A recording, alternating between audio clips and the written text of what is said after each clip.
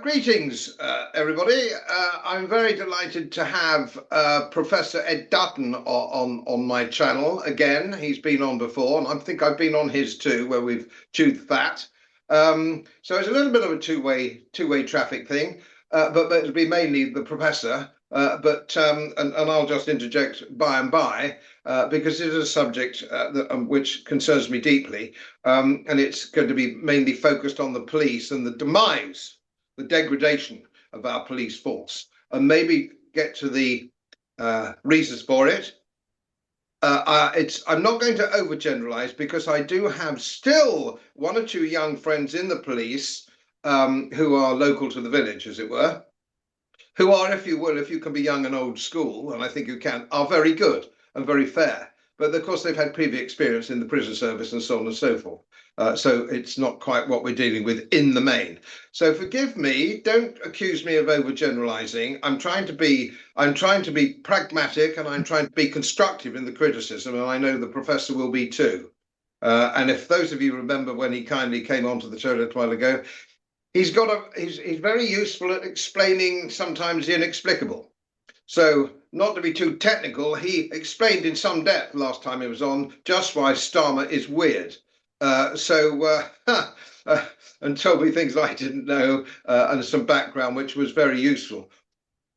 So, I think it's fair to say just very quickly that an old geezer like me, it used to be a standing joke when American stars used to come over on the London Palladium in the 1950s, and I'm old enough to remember those those days. If it was an American, one of the questions they'd always be asked is, "What do you think about police? What do you think about police force?" And the response would always be, "I think they're wonderful." And it was generally accepted in the 1950s and early 1960s that our police force was the best in the world. It was undisputed. It was undisputed, even by other police forces globally. And nobody could conceivably say that now it's a disaster. I'm going to hand over to the professor. I've seen him on this subject before, and he's going to see if he can explain it in easy terms to why the whole thing's gone down the lavatory. So the floor is yours, Professor. Okay, well, yeah, I agree with you. I would start by saying that there are many people who are in the police or who have been in the police and are retired now that I respect personally. My godmother's husband was a police officer for his entire career. I had a good friend at school who was at primary school who was a very sound bloke who went into the police, and I imagine he's still a police officer. But I think you are right that there has been a very unpleasant change in the nature of the police over the last 30 years, particularly since Blair, I suspect. And there are certain factors which are probably relevant into the quality of the people. I think that has changed. So the first thing that I think has probably shifted is just the quality of the people that become police officers. So if we go back to your generation or even before that, things were perhaps a bit less meritocratic. It was more difficult for people that were born into the working class or whatever and who were highly intelligent to get to a position in society that was consistent with their intelligence. And even if there were the facilities in place to allow them to do that, there was a sort of much higher class consciousness and a sense of, oh, well, that's unrealistic. Come on, have a sensible ambition. That's unrealistic, lad. You're not realistically going to be a lawyer, are you? That's not going to happen, is it? Even if you were intelligent enough to, in theory, be a lawyer. My grandparents are working class, and my mum wanted to be a school teacher. And they actually said to the woman, in the sixth form meeting, well, is this realistic? Because it was so out of their league that someone in their family could do something like that. And I think you have the similar kind of thing with a lot of people. So therefore, you would get less cognitive stratification than you have now. And the kind of people that would become police officers would probably be more intelligent than they are now. You would have people that would go into the police that would be capable of being a lawyer or a doctor or something like that, but that was beyond their beyond their wildest dreams. That wouldn't occur to them, but they wanted something that involved authority and so on, and doing something for the community. So they'd go into the police. So I think that's the first thing that's changed. That's the first thing we can see. And you can see this in the quality of people that become police, famously during COVID. Have you got a license for that? Whatever. Just like the average intelligence of people that are police officers has probably gone down, and low intelligence is associated with corruption. It's associated with political extremism. It's associated with low trust. And so you can see how, for that reason alone, you would expect the police to become more corrupt, to become less honest, to become more likely to imbibe, when we're talking about people that have about average IQ, the current dominant way of thinking. And if they're a bit insecure, a bit neurotic, then they will tend to take that dominant way. They are socially anxious. They will take the dominant way of thinking, and they will reassure themselves of their own importance and that they matter, by competitively signaling their adherence to that dominant way of thinking. This is associated with normal range intelligence, and it's associated with that kind of level of intelligence, about 100 to 110. And so then that's what you would expect. Then, if the dominant way of thinking is woke, then you would expect people of that kind of intelligence, particularly more likely the ones that become in positions of authority, because they're going to have an IQ of about 110, what I call midwits. Those people will then take that and they will competitively socially signal it, and therefore you start to get organically, even apart from government diktats, a more politicized police force. The second thing that occurs to me is the rise of women in the police force. This is you have women chief constables now, you have women in substantial positions of power. And women are even more like this than men. Women are much higher than men in social anxiety. Women are much more concerned than men are about equality and harm avoidance. Women are much more socially conformist, and they are much more likely to take whatever the dominant ideology is, imbibe that ideology, if they're reasonably intelligent, understand the usefulness of forcing yourself to believe in that ideology and then competitively signaling it. And anyway, they're more likely to believe in it because they're higher than men are, because they are women and they are concerned about, basically, they should be looking after babies, essentially. So they are concerned about safety, and they are concerned about people's feelings, and they are concerned about preventing conflict and all this kind of thing. And they put these things much higher than traditional British values like free speech and fair play and so on. So I think the rise of women in the police is the second factor. So they are less intelligent, and they are more likely to be female. And then this, of course, changes the entire culture of the police force. It changes rapidly from being something that was overwhelmingly male, and men tend to be much less concerned about feelings and equality and harm avoidance, and they are much more concerned about obedience to traditional authority, traditional notions of sanctity, and in-group loyalty, by which I mean to their ethnic group. So in a sense, men are more based. You change the culture of the police force by having more women, and the men themselves, in order to understanding the need to conform to the dominant culture, then conform to that culture. The ones that are a little bit more socially anxious or insecure will socially signal and whatever, and that culture. And then there is some evidence that there is a weak association between this kind of neuroticism, i.e. being socially anxious, and socioeconomic status. So actually the men and women that are like that are more likely to rise up the hierarchy of the police and then change the culture of the police from the top. So these seem to me to be the kind of factors that have come together. I suppose another factor might be that simply a change in generation. Well, that if you go back to the year 2000, police were overwhelmingly men. You had people in charge that were born in the 1930s or the 1940s, that they had kind of known real suffering, things like this, and that this mortality salience, as it's called in psychology, tends to make you more religious. It tends to make you more ethnocentric. It tends to make you more basically traditional in your values. You then have a new generation that takes over that has zero mortality salience, zero suffering, and so those kinds of instincts are not induced to the same extent. So it seems to me that these are the key factors that help to explain the shift in the police towards an arm of the woke state. There are other factors that might help to explain why wokeness has become the dominant ideology, which I've looked at on your show before, Godfrey, that there's changes in the nature of the population such that due to weakened Darwinian selection pressures, which means that we are more individually oriented rather than group oriented, and people that are individually oriented, that are selfish, if this goes together with being mentally unstable, which it tends to in the studies, because under harsh conditions we select for mental stability and we select for group orientation.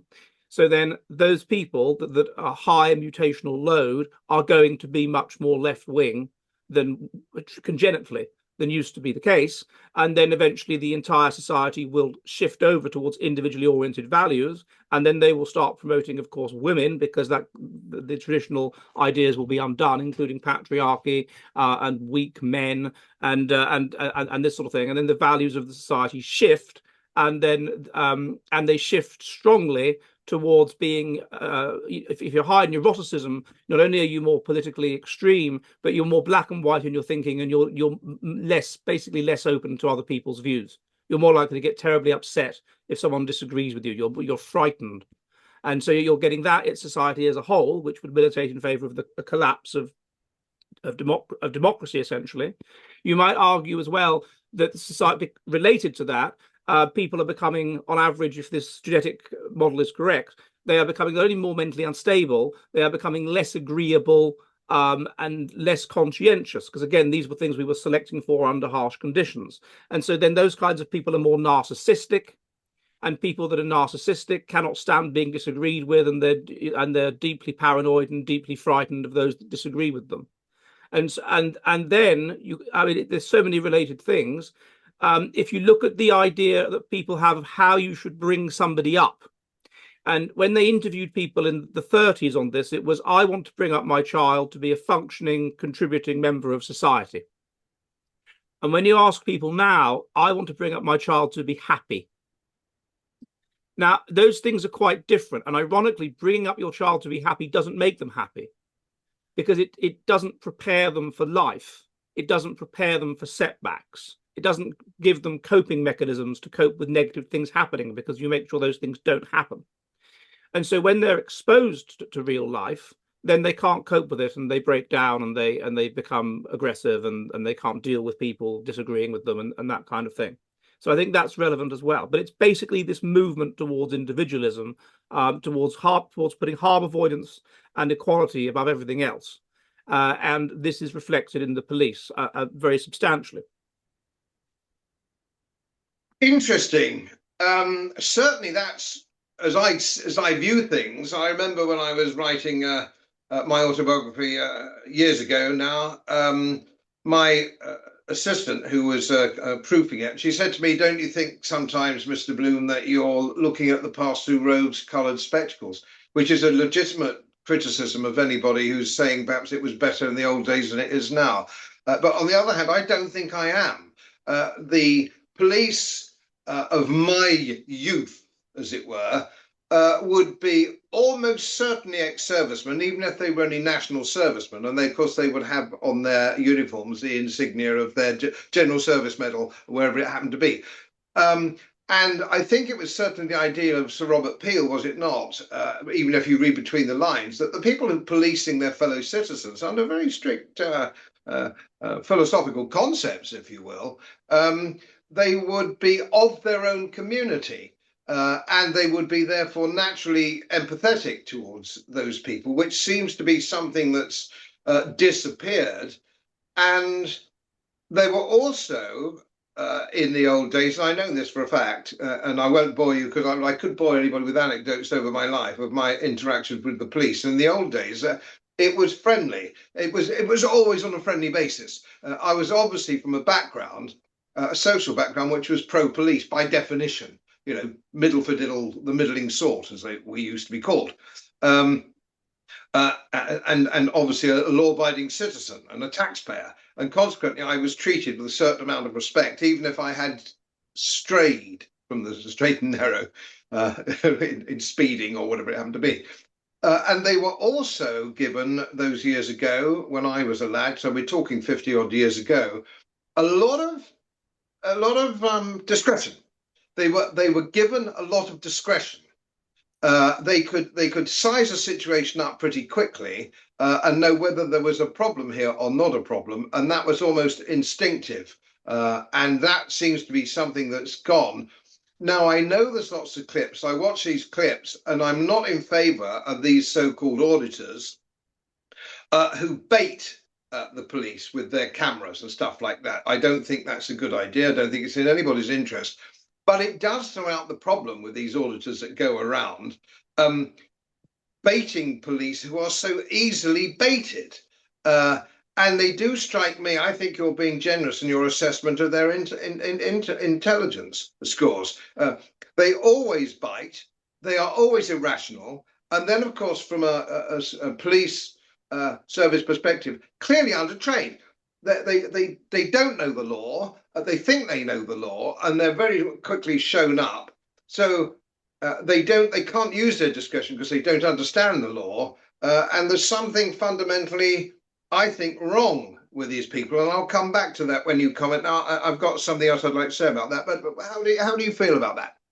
Yeah, you've made a number of points. The first of them you mentioned relates to Peel's idea that they should be from their community. Now, putting aside thought crimes and unacceptable tweets and that kind of thing, most crime, although there are differences, there's obviously white collar crime and blue and so on, but most crime is committed by people who are working class, or they are more likely to commit crime, should I say? And the idea that the police should be from among them, which was Peel's idea, is all well and good. And the idea is that you understand the community, you understand how they think, you can deal with them, you know how to talk to them, you know how their minds work, that sort of thing. The problem with cognitive stratification is that it means that you don't get people anymore among that, or you decreasingly get people of that social class who are reasonably intelligent. Those people are no longer there. They used to be there 30 years ago, let's say, and then they had a means to move out of that social class and move up, and they did. Now, you get some people that are middle class that go into the police, of course, but those people will tend to go in on a stream, like a bit like an army officer, go in on a stream system where they are normal police officers for a bit as part of their training, and then they're immediately pushed up into management of the police, detectives and things like that. So that's the first thing that's difficult. Then that you get fewer people who are of that class that tends to commit crime that are likely to become police officers, even if you're right that they're not as intelligent as I'm giving them credit for, which I'll look at in a minute.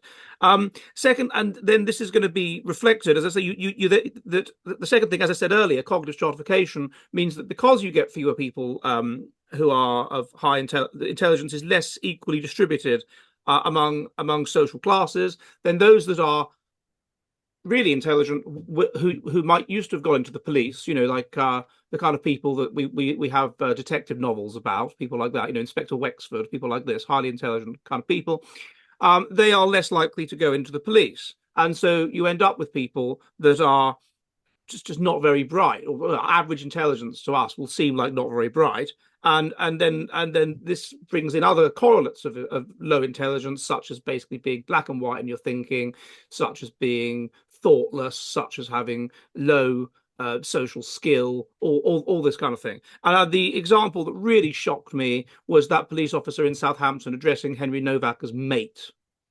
I thought that was absolutely outrageous. I find it outrageous if anyone addresses me as mate. But the idea that a public servant should do so, I think, is appalling.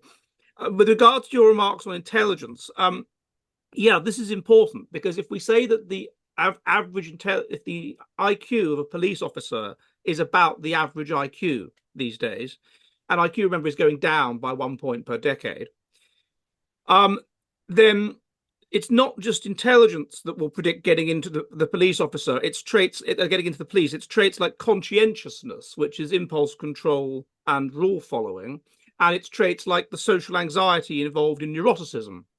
So what you could end up with, particularly with women who are on average a bit less intelligent than men, but are higher in conscientiousness and higher in social anxiety, is then people that have below average intelligence who are police officers. And they will compensate for that. They will, to some extent, compensate for their deficient intelligence via these personality traits of conscientiousness and neuroticism, but they won't completely be able to do so. And then from that, you'll get the, as you say, the easily baited, the representative outlier of that system. So one of the things that intelligence is associated with is impulse control. So to be able to, people that are intelligent can control their impulses better. They have better executive functioning. And so if you're less intelligent, you will be more easily baited. And that helps to make sense of what you see with them being baited, with them being provoked, with them being more likely to lash out. We can see it as a kind of a bell curve, and you'll get some of them on the extreme of this bell curve in the way that you didn't used to get, and they will come to light. And then this goes together, this declining intelligence among the police goes together with the laws becoming much more complicated and vague. So before we had laws on free speech, if you go back to when did they first bring in 1986, essentially, was the first serious law restricting free speech. You didn't have these vague laws. It was quite clear what the law was, and somebody couldn't go up to a policeman and confuse them and say this person's broken the law. That you didn't get that situation. So I think you're getting people who aren't particularly intelligent, and they're being asked to make immediate judgment calls on something which is they shouldn't have to do. It is a matter for a lawyer to work out the complexities of whether a person that is standing in Bethnal Green preaching from the Bible is breaking the law, because there is this vague law on causing a member of the public alarm and distress, which is, of course, incredibly subjective. And there was one case of a female police officer who was approached by Muslims in this context and said, no, this person has freedom of speech, and it's perfectly legal for them to stand in the street in Bethnal Green and preach about the Bible. But there was another case, and I think it was actually a non-white police officer, that told somebody, no, you're causing alarm and distress, and this is against the law. So you have these vague laws, and then you have a culture which, I mean, you could argue that the 1986 Public Order Act always had these kinds of, unfortunately, always had these possibilities that you could be prosecuted for that kind of thing. But the society was less feminized, the society was less stupid, and so the society was much more inclined to just overlook people behaving like that, whatever the law said. Whereas now the society has become more feminized and become more stupid, and so therefore these laws are actually being used. You mentioned earlier military, and something I do have some experience of in a very humble way. But of course, the situation with the military is if you're going to be an army officer, yes, indeed, you are fast-tracked, as indeed senior police officers are now. They go to university where they learn an awful lot of stuff which they shouldn't be learning very often, because they turn out to be sort of reverse bigoted, as it were. And so then you get that they come out and they shoot up the ranks. Now, yes, that's true of the military, but you have your NCO cadre who don't get into they get into the sergeant's mess, or used to, in my day, certainly on meritocracy. You had to be pretty good to get into the sergeant's mess. I don't know what it's like now. I suspect it's been dumbed down like everything else, but you had to be quite good. And then you weren't fast-tracked promotionally in my day for your educational background or your social status per se. you had to go through a very rigorous 3-day selection course to see what your leadership qualities were. Then you went to Sandhurst to bring out those leadership, to fine tune those leadership qualities. So you might be a callow youth with one pip on your shoulder, and I was, but you had sergeants at your elbow to guide you a bit and advise you a bit. And you were a much more intelligent and rational human being. I don't know whether that's true today. I suspect that's probably still true of the army today. So it meant you had a guiding hand on the tiller on the streets. And what I see now is a twofold thing. I'm very much interested in your view. Firstly, you never see a Bobby on the beat as an individual. You just don't. And I posted the other day, I walked from King's Cross to my club in St James's Square, didn't see a single policeman on the beat, and that includes the station at King's Cross, and we know stations and crime are rated. And I went to my club in St James's Square, and then I had to go to just the other side of Trafalgar Square, Northumberland Avenue, and didn't see a policeman on the beat. But when you see somebody filming, one of the auditors baiting people, which I don't like, as I've said, what you actually find is there's always 4 or 5 policemen together. There's always fun. And I had them come and see me a couple of years ago because I made some joke about something, and there were 4 of them on my front door, 4. And I represented Yorkshire in the European Parliament for 10 years. Everybody knows who I am. Why would you need 4 policemen? And when I suggested overkill, what's wrong with them? It seems to me that these people that we have, and I take everything you say on board, and I know the law now is so vague and stupid, it's almost impossible to interpret it. Would you have a view on the police having some form of officer class, which would also be trained in the concept of leadership, not just sort of being fast-tracked through the ranks of sergeant and I know this has never been a popular idea, but we've never had the situation we're facing. To be honest, I don't know enough about the internal workings of the police to be able to comment on what they do with regard to training. But I would assume in that it's constantly, everybody goes on these days in all kinds of professions. People go on courses to do with this. My wife is a Lutheran priest, and she's been on courses to do with this.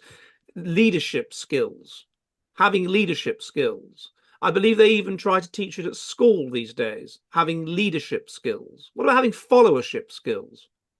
The vast majority of people are going to be followers and need to follow. And if you make everybody think that they're capable of being a leader, and if you instantiate that idea into them, then you have this problem of resentment. You have this sociologist called Peter Turkin calls elite over promotion. One of the problems with so many people going to university is they think wrongly that because they go to university, they are part of the elite.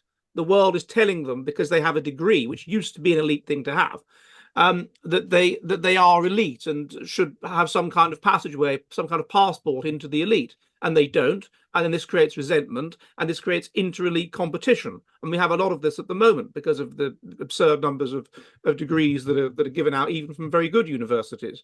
So I think one of the problems that you highlighted there with regard to this idea that they go to university, that these police officers go to university, I think the idea that a police officer needing to go to university is insane. But they go to university and then they are fast-tracked. It gives them this idea that they are important and they matter and they are intelligent and they have interesting opinions, and they don't, and they're not. And so then you get this arrogance at the top, that they are inculcated with left-wing ideas and whatever, and they believe they are intelligent, which they're not. And so then you have this arrogance at the top, and this entitlement at the top, which I assume that you didn't used to have.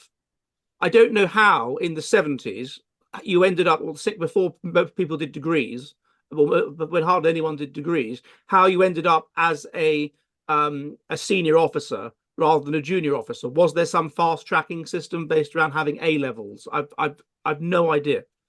But it seems to me that that's a serious problem, as Peter Medawar said. The problem with with the rise of secondary education and more recently tertiary education is that you have a large class of people that have definite opinions and ideas and aesthetic views and whatever, but are educated far beyond their ability to engage in rational thought. And they have these, these definite opinions. So I think that's a problem. But I agree with you with regard to the good thing about the non-commissioned officers is that they won't have been through university. They won't have this sense of entitlement. They won't have this sense that they're cleverer than other people. They will be people that started at the bottom and worked their way up through pure grit. Rather like how Enoch Powell managed to work his way up from being a private soldier to being a general, as I understand it. And so there isn't this entitlement, and there isn't this feeling that you know better, and there isn't any of that. I think that's a much better system. Well, that's, yes, the advantage of, I would suggest, the army, the military system, is because those people are weeded out. You don't just get a box tick. You've done a leadership course, therefore you go up the ranks. You're very carefully watched and watched before you even get in. And it seems to me that doesn't happen now in the police force. What actually happens now, somebody's got a Mickey Mouse degree in basket weaving from Huddersfield University or something like that, and they're already on the track. Now, with the military, you don't get on the track until you've spent 3 days. 3 days, and it used to be very difficult to pass, selecting leadership qualities which the army could then bring out. And then you were a probationary officer for a year, and that you could fall by the wayside then. So in order to lead men in battle, you had to be very, very carefully selected. And certainly that was true up and I suggest to relatively recently. Now, given an example of this, I suppose an old geezer like me would say that. I remember an autobiography by Montgomery, Field Marshal Montgomery, and he was very keen to make sure that believe it or not, that the army tailors would cut a battle dress properly for a soldier, the right size headwear, all this kind of thing, because, and I quote him, he would say, if you dress a man like a clown, he will probably behave like a clown. Now, if you look at the average policeman, first of all this bearded, everybody's got a beard. All right, it seems to be one. Everybody's got a beard. Now, in order to go in the Navy, as a lot of your viewers will well know, you had to apply permission to grow a full set. It's called a full set. A naval officer couldn't have just a moustache, full set or nothing. And it had to be regularly trimmed. It wasn't come one, come all. Now, you see the police force, and indeed, sadly, the army now, I see, they've got bloody awful straggly beards that just look like they haven't shaved for a few days because they've been on the piss. That is not what the whole concept of this was supposed to be about. Their uniforms themselves largely don't have a hat.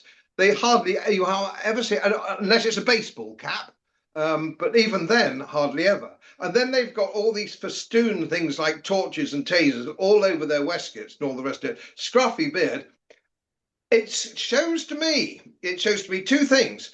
Low self-worth, if you turn yourself out like that, low self-worth, and a lack of fundamental overt discipline at the top. They should parade before they go on duty and have an inspection of their kit, as do the army still today. Are their shoes clean? They're well turned out. None of this is bloody difficult. None of this is difficult. And it's base camp, isn't it?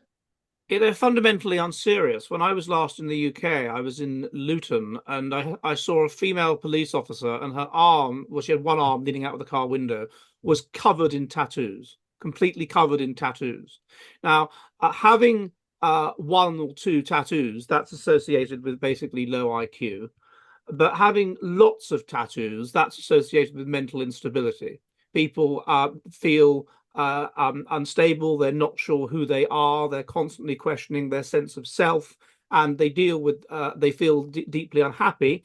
And so they deal with this by body modification. They feel that they're taking control of some aspect of their chaotic lives by marking themselves very clearly with a clear and pronounced identity. That's what's associated with having lots of tattoos, basically having sort of a personality disorder, borderline personality, something like that. So that's absolutely shocking that she should have that many tattoos and be a police officer, and she was, and that they're exposed as well. And what's the point of exposing them? It's kind of like aposematism. It's like wasps being yellow and black. Bright colors in nature tell you, stay away, I'm dangerous. Except normally if a woman is doing that, she's not actually dangerous, is she? So she's like a hoverfly. She's saying, stay away. I'm frightened of you. I want you to think I'm dangerous, like a hoverfly. And I think that what you're saying, the cloud remark from Montgomery, that it reflects the fact that they're fundamentally not serious. How can you be serious about policing if you put short, weak women out as police officers to arrest people or whatever? I've seen women that are 5 foot tall that are police officers. I'm sure 3 of them couldn't take on a hardened criminal who was intent on getting away. You see police officers that are clearly overweight. But I think the most ridiculous thing is them being short. There used to be a height requirement, as I understand it, of something like 5'8". It wasn't even average height. The average height for my grandparents' generation, so those born in the 20s, were getting shorter. But the average height was 5'10". And one of the arguments was that if you're 5'8", so you're a bit below average height, is that if you're short and you're a man, you've kind of got something to prove. A, it's more difficult for you to win a fight, but B, you've kind of got something to prove a little bit, short man syndrome, that sort of thing. So it's not a very good idea to have, for those 2 reasons, a police officer who is a male police officer who is 5'6". And there was equally a height requirement for women. I forget what it was. It might actually have been 5'6", which was significantly above average height for women, which is about 5'4". So I think they're fundamentally not serious if they're going to put equality, which is what that's about, above the practicality that a policeman needs to be able to look after himself, needs to be able to stand up for himself, needs to be reasonably secure in himself. And I agree with you about the uniforms as well. The uniforms, they give a dignity to the profession. They make the person. They give an authority to the profession. And if you take that away, well, then you're just taking away an aspect of their authority. Part of the reason why doctors traditionally would wear the white coat and things like this is there is a kind of placebo effect involved in authority. So that the simple fact that the doctor has the white coat and looks like a scientist kind of reassures people and makes them feel relaxed and at ease, and they're in with some of authority. It should be the same with the police. And with them wearing basketball caps, and it's absolutely ludicrous. Basketball caps are what children wear. And so they're just fundamentally unserious. So not only do you have the fact that they are corrupt, they are inculcated with an anti-white, anti-nationalistic, anti-British ideology. Worse than that, they are fundamentally unserious. So unserious, as I said, and some people think that I'm making a mountain out of a molehill here, but I don't think I am. That to address someone as mate, or to address someone by their Christian name in these circumstances is a sign of appalling. It's taking liberties, and it's an appalling lack of formality, and it's absolutely dreadful. I remember. Were you ever familiar with a magazine called Right Now? No, I wasn't. I don't think. There were a lot of UKIP MEPs and whatever involved in it. It was before the internet. It was the sort of the based magazine, as it were. And the editor of that was a chap called Derek Turner. And I remember that I submitted an article to them, and he wrote back and said, "Dear Ed, brackets, if I may." And nobody does that anymore. And I just think for the police to address someone as mate like that is just that symbolizes so much, as far as I'm concerned. I entirely agree. It's quite wrong. It's improper, and funnily enough, you can get a lot more said. I remember my senior NCOs. You always taught at Sandhurst that you never drop that relationship of sir or sergeant major, even if you were in a social context. And you might go to the pub, or you might do have a drink or something, which happened much more so than in the American Army, counterintuitively. So yeah, that's absolutely right. It keeps that relationship, and it keeps it stable. They can. It's a much better relationship, but everybody knows where they stand. Now, what I'd like to know to finish up with, and it's been most enlightening, as always is talking to you, explaining a lot of things perhaps that none of us have actually thought through.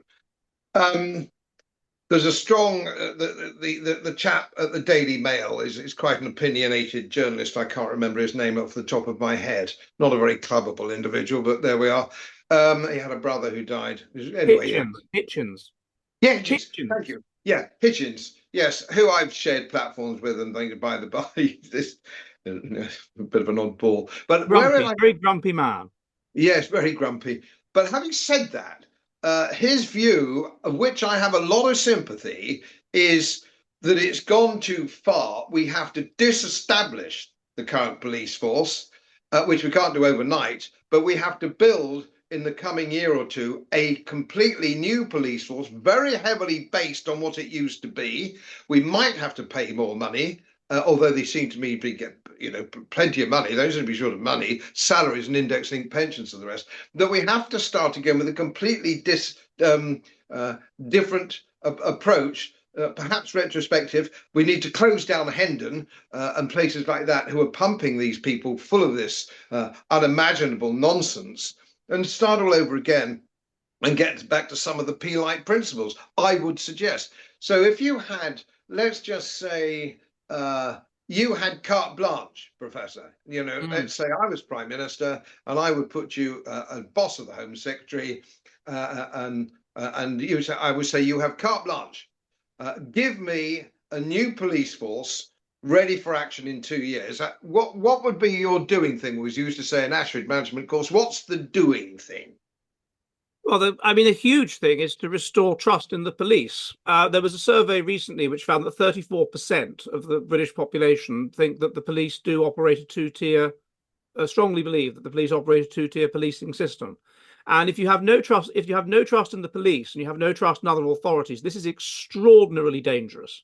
And this is when we're moving towards civil war territory or low-level civil war territory, such as in Northern Ireland with the RUC or whatever, when there's no trust in the police, and then you end up with protection rackets, basically. You end up with parallel societies, which I think is what's going to happen, and I think it's already happening. We've had it with the police. So the social trust thing would be very important to restore, and the way that you restore social trust is very clearly saying we are having an absolute revolution in the police. So all of these people that are in charge of the different inspectorates or constabularies in the UK, we can assume are woke and corrupt and anti-British, and they are sacked. They go. A great deal of the police force, we can't just go around sacking all the police because it would be too expensive. But we would have to go through the police officers that have behaved in particularly egregious ways in terms of the enforcement of woke policies, like the guy in Southampton with the mate thing. These people, they of course have to go. Then they have to be fired, and then we have to bring in from a root and branch change. First of all, we need to have our very basic level, as you said, with regard to Montgomery. I want the uniforms restored to what they were in the 1980s. I want the height requirement brought back in. For male police officers, let's say 5'8", and for females, I don't know, 5'6", something like that. I want I understand that they're getting lax with regard to things like the bleep test. So with regard to the fitness of police officers, they used to have to pass this bleep test. No, I want them fit, and I want them to stay fit as well. I don't think that's enforced. That's enforced with pilots. So pilots, there are regular fitness tests throughout their career. But with the police, as long as they pass the original fitness test, they're okay. No, I want the original. I want them to be physically fit. I want them to be reasonably tall. We go through psychological testing, which can be done to weed out those that are high in neuroticism and things like that. I want no tattoos on display. They may not have tattoos on display. They can have them, I can't stop them, but they don't have tattoos on display. And then there needs to be a root and branch change in the philosophy of the policing. And it needs to be just inculcated into them that you are here to solve crime. And the small things really do matter, because it's the small things where the rot sets in. So if someone is stealing from a shop, that's the small thing that you don't bother to come out for these days. No, you go out for that. Because that's interestingly, in Finland, they take these kinds of small things very seriously. And they will come out. Even things like someone's playing music too loudly at night, the police will come out. Because the attitude is that it's the small things that they're escalating to big things, like the broken window principle. So it's that we focus on these small things. These are dealt with. Obviously, we have to ensure that the police officers are not sympathetic to ideologies that are dangerous to the proper functioning of Britain, such as Islamism and whatever. I would want police to be overwhelmingly native British for that reason alone, because we have to get the native British feel like they are the enemies in their own country. So this needs to stop. So and then we would, as I understand it, the Hendon training, I think it should be modelled much more on what they do in the army, as you said earlier. So we want an assessment of these people, and that is how we work out if they are, as it were, senior management caliber, rather than they have a degree. I'm not interested in them having a degree. In fact, I go so far as saying that having a degree would be a disadvantage. So those would be the things, because normally it's a degree from some pointless university in some pointless subject like sociology or something anyway. So that's those I think are the things we should do. What do you think? I think that's absolutely bang on. You've said everything I would do. I think it's absolutely spot on. And fun enough, not that difficult, really. It's the same old story, isn't it? It's applied common sense. And I think you would fast track then your restoration of faith in the police, because it has to be the seeing thing. You have to see things happening. It has to be very visible. And all those things you said would be visible. And I think that would be extremely helpful. Now, just to wind up, to finish up, and I thank you again for coming on, Professor. Can you just tell us all about your channel and what you're doing? Because I know it's jolly interesting stuff that you do, because I follow it. And so could you just say, where can people find you for this sort of information and comment? Where can they dig you out? So yeah, so my name is Ed Dutton, and I run a YouTube and a Substack called The Jolly Heretic. And I look at what I like to call the based science. So the kind of science which is true, but is increasingly expunged from our woke joke universities because it is not ideologically palatable. And I put out videos on YouTube and Substack, and I put out films. And if you like what I do, then you can support me on Substack for the cost of a pint of beer a month. And I put out a weekly essay as well called Dutton's Digest. And then, in addition, I've written quite a few books on these kinds of topics such as the fall of intelligence, dysgenics, and how we're becoming less healthy, what these biological changes are doing to society, that kind of thing. And some of my most recent books are, there's one called Woke Eugenics, How Social Justice is a Mask for Social Darwinism, in which I argue that wokeness is a selection event, whereby those that get drawn into wokeness don't pass on their genes, and so therefore we will become more conservative and more right-wing. And I also look at how this will cause society to split apart, to balkanize. I've got a book called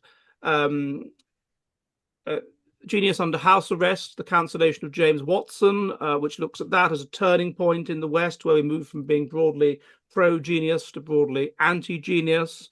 I've got a recent book called The Quaker Question, which looks at the nefarious influence of the Quakers on British and American society. And I'm just about to publish in a few months' time a book on the influence of borderline personality disorder, which is an interesting personality disorder across history. So yeah, there's various books, and they're all available on Amazon and so on.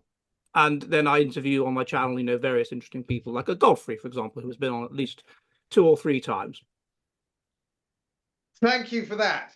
Well, everybody, I'm a great admirer of Professor Dutton's work, so I do suggest if you can spare you a couple of quid a month, go for it, find out and learn much. And then you can crucify people in the pub when they talk bollocks, and that's always that's always great fun in my view. So thank you again, Professor. Thank you again for coming on, and I hope you can come on again maybe next year. Brilliant. Pleasure to see you. Bye-bye.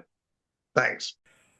As most of you know, my work is very heavily independently research-based, and I get my information from all over the world. It would help if you press the subscribe button and the little bell next to it, because the more subscribers I have, the more likely it is that international independent research institutes will share their material with me. It's most helpful, and then of course I'll automatically share it with you. So surprise, won't cost you anything. Thank you very much.